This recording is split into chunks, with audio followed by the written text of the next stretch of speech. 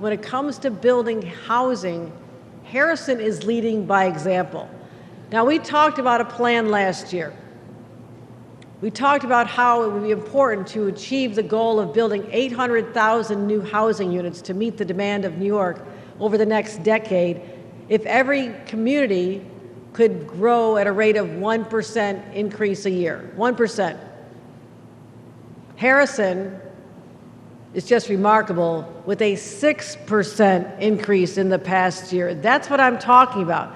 That happened organically and is a proof point that it can be done in our desirable communities that have the benefit of having a train station, transit-oriented development, and we can show this throughout the state.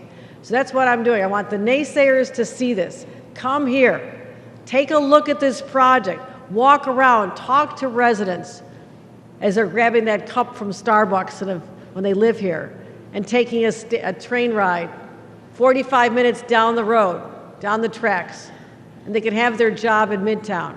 Or reverse commuting. People can take the train and live here as well. And if we don't start doing that, if we don't start making up for a lot of lost time, then there will be suffering. What am I talking about?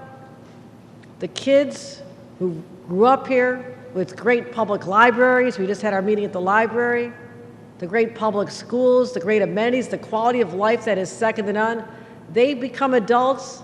They want their kids to be raised here as well, near grandma and grandpa, mostly for babysitting, I'm sure.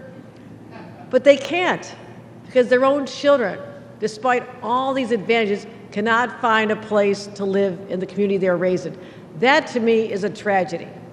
But also, young people starting out in their career, young teachers, firefighters, police officers, people working in technology, people working in healthcare.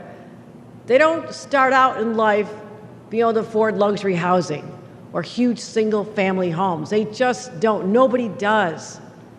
So if they can't live here, we lose them as well. And our seniors who built their lives here, who never ever entertained leaving the community when they didn't need that big house anymore. They want to live here in suitable housing for them with others.